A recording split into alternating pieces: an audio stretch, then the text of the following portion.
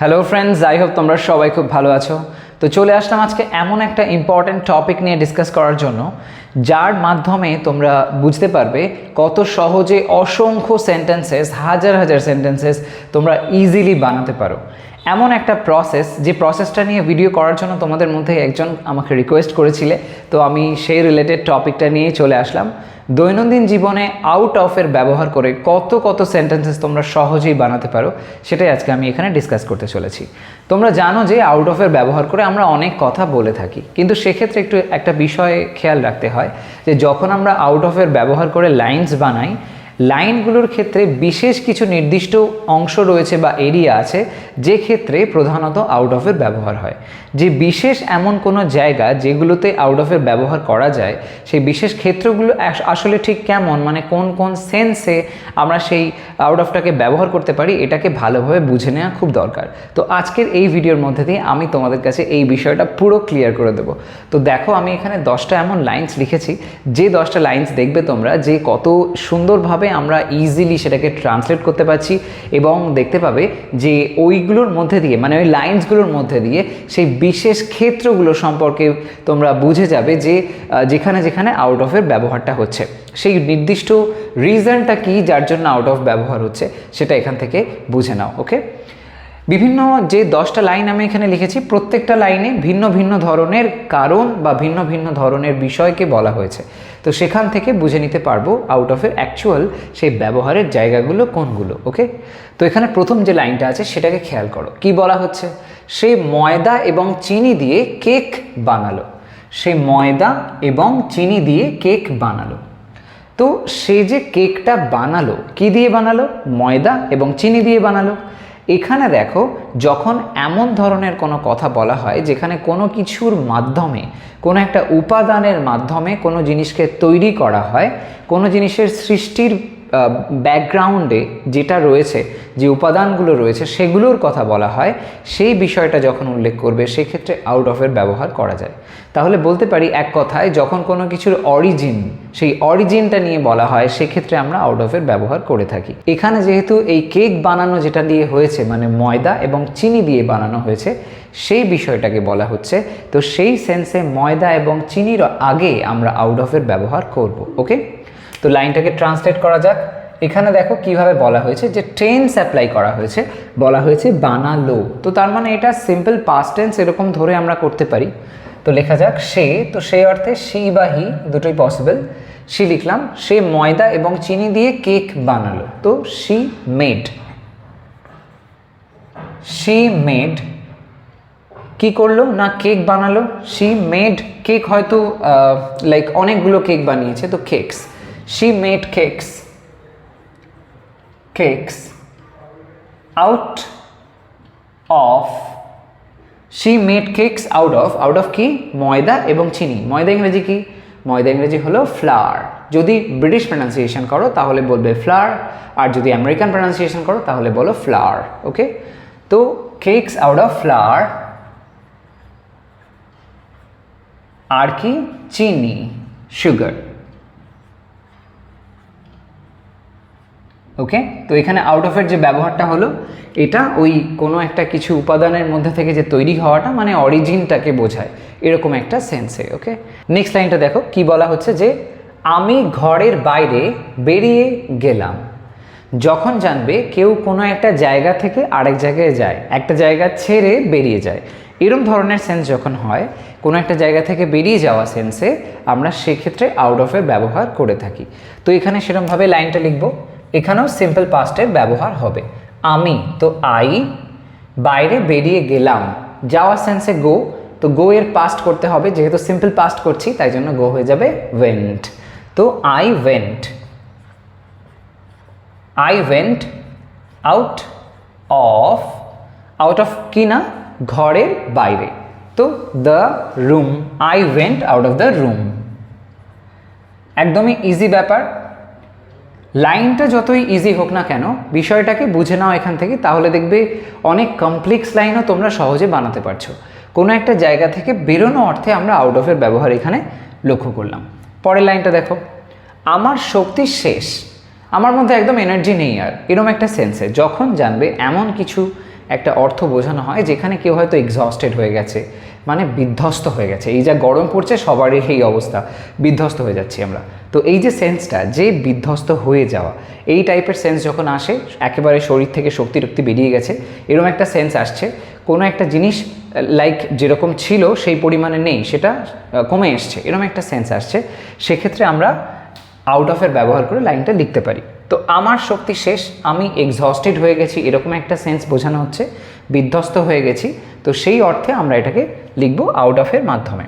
তো I am out of শক্তি, তো energy, I am out of energy. তো এখানে আউট অফের যে ব্যবহারটা হলো এই এক্সস্টেড সেন্সটা বোঝানোর জন্য, মানে বিধ্বস্ত অবস্থাটাকে বোঝানোর জন্য, এরকম একটা সেন্সে। পরের লাইনটা দেখো কি বলা হচ্ছে, ওদের একদমই চাল নেই। বাড়িতে হয়তো চাল নেই, যে কারণেই হোক, দারিদ্রতা হতে পারে বা অন্য যে কোনো কারণ হতে পারে, বাড়িতে চাল নেই। এই যে সেন্সটা, কোনো একটা কিছু না থাকা, মানেটা কি? অভাব, কোনো কিছুর অভাব হওয়া, কোনো কিছুর ঘাটতি হওয়া, ল্যাক। এই ল্যাক যখন সেন্স বোঝায়, সেক্ষেত্রে আমরা আউট অফের ব্যবহার করি। ম্যাক্সিমাম দেখা যায় এই ব্যবহারটা আমরা কিন্তু দৈনন্দিন জীবনে খুব করে থাকি, এরকম ধরনের সেন্সটা। তো সেই অর্থে আমরা আউট অফ দিয়ে এটা লিখতে পারি। তাহলে লাইনটা কেমন হবে? ওদের একদমই চাল নেই, তো they are totally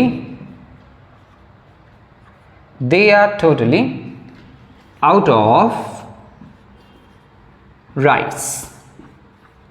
they are totally out of rice. তো এখানে আউট অফ রাইস বলতে চাল না থাকা, চালের অভাব থাকা, সেটাকে বোঝানো হলো। তাহলে ল্যাক সেন্সে আমরা আউট অফের ব্যবহার দেখলাম। পরের লাইনটা দেখো, সে তার চরিত্রের বাইরে গিয়ে কাজ করলো।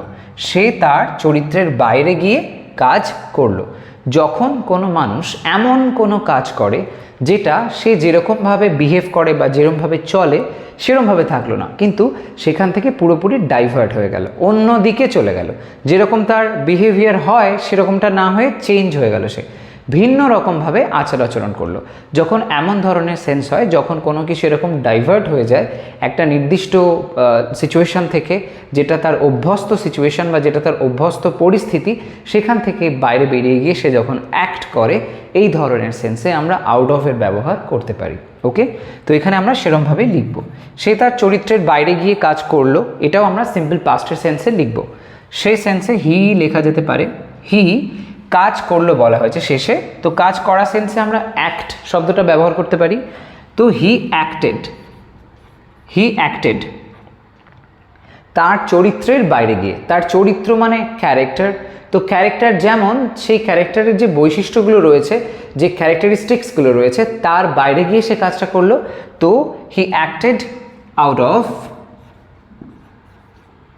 Of his character. Okay, he acted out of his character. তার চরিত্রের বাইরে গিয়ে কোনো একটা কাজ করলো যেটা হয়তো তার থেকে এক্সপেক্টেড নয়, এরকম একটা কাজ সে করলো। তো এরকম সেন্সে আমরা আউট অফের ব্যবহার করে থাকি। ওকে, ইউজ করো। এবার নেক্সট লাইনটা দেখো, সব প্রার্থীদের মধ্যে সে নির্বাচিত হলো। সব প্রার্থীদের মধ্যে, অনেক প্রার্থী ছিল, তার মধ্যে থেকে সে নির্বাচিত হলো। যখন জানবে এরকম ধরনের কোনো সিলেকশনের ব্যাপার থাকে, কিছুকে একটা লাইক কাউকে একটা হয়তো ভোটের ব্যাপার হতে পারে বা যে কোনো কিছুতেই হতে পারে, এরকম ধরনের সেন্স যখন থাকবে যেখানে এরকম নির্বাচন করা বা সিলেকশন করার ব্যাপার থাকে, অনেকের মধ্যে থেকে কাউকে সিলেক্ট করা হচ্ছে ইত্যাদি রকমের সেন্সে, সেক্ষেত্রে আমরা আউট অফের ব্যবহার করে থাকি। তো এখানে আমরা সেরকম ধরনের সেন্সে লিখব।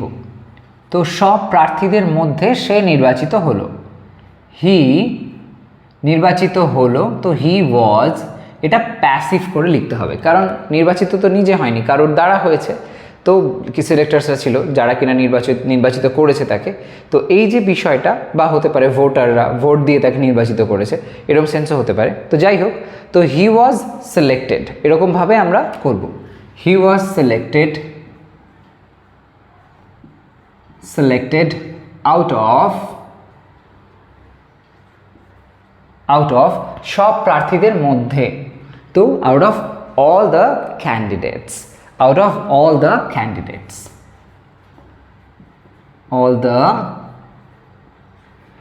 candidates. Okay, he was selected out of all the candidates. তো এখানে আউট অফের ব্যবহারটা দেখতে পেলাম, যেটা কিনা সিলেকশন, অনেকের মধ্যে থেকে সিলেক্ট করা সেন্সে ব্যবহার হলো। ওকে, এরকমভাবে ব্যবহার করতে পারো। পরের লাইনটা দেখো, প্রকৃতির প্রতি তার ভালোবাসা থেকে সে ছবিটা আঁকলো। ওকে, প্রকৃতির প্রতি তার ভালোবাসা থেকে সে ছবিটা আঁকলো।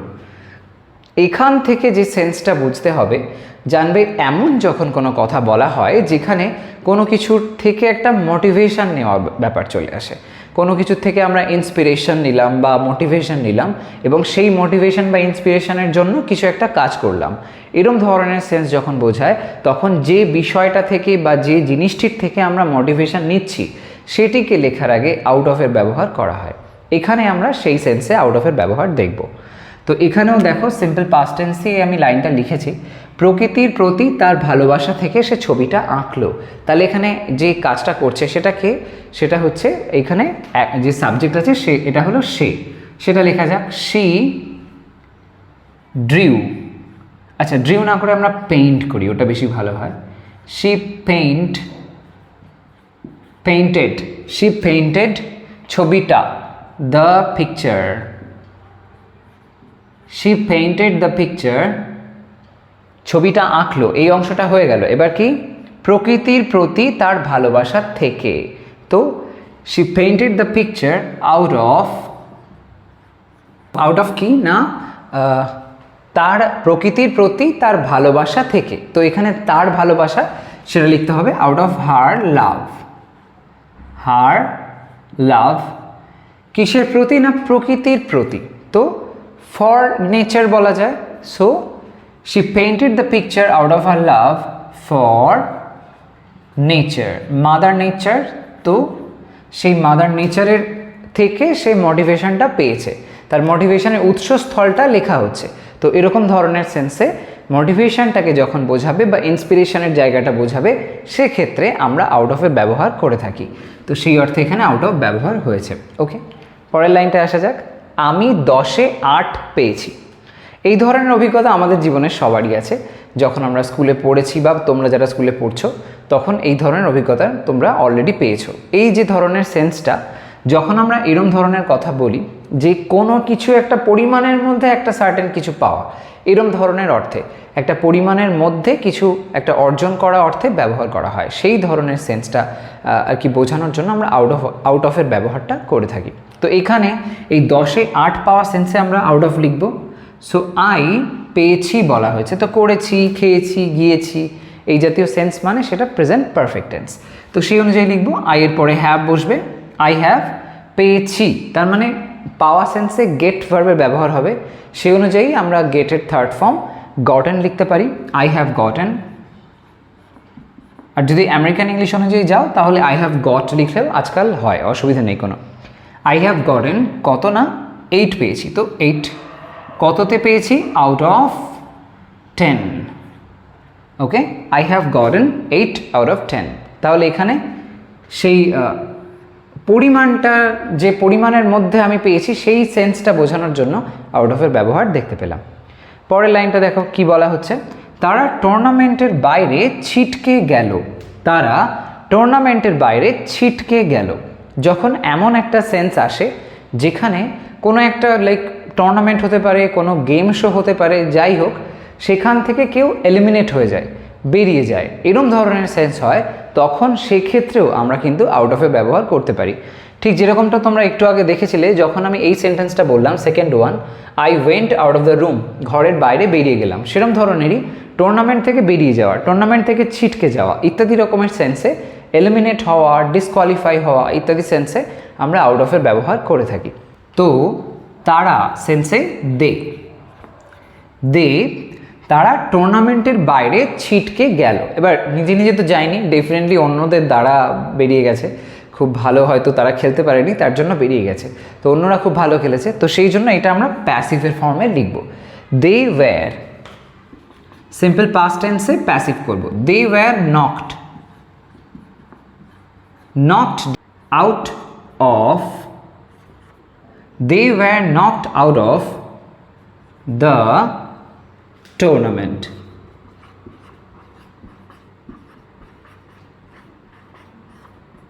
ওকে, they were knocked out of the tournament. তাহলে এখানে ডিসকোয়ালিফাই হওয়া বা এলিমিনেট হওয়া সেন্সে আমরা আউট অফের ব্যবহার দেখতে পেলাম। লাস্ট লাইনটা দেখো, কম্পিউটারটি বিকল হয়ে গেছে। এই যে জিনিসটা এখানে বিষয়টা এখানে বলা হচ্ছে যে কম্পিউটারটি বিকল হয়ে গেছে, তার মানে কম্পিউটারটা খারাপ হয়ে গেছে। যখন এমন ধরনের সেন্স বোঝায় যেখানে কোনো কিছু খারাপ হয়ে যাওয়া, নষ্ট হয়ে যাওয়া, এই ধরনের সেন্স থাকে, তখন সেক্ষেত্রে আমরা আউট অফের ব্যবহার করে থাকি। অনেক সময় দেখবে লিফটে উঠতে গিয়ে লেখা থাকে যে আউট অফ অর্ডার, মানে লিফটটা চলছে না, লিফটটা খারাপ আছে।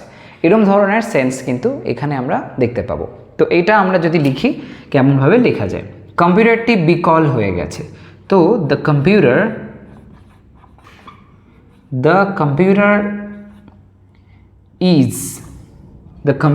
is out of order. The computer is out of order. Out of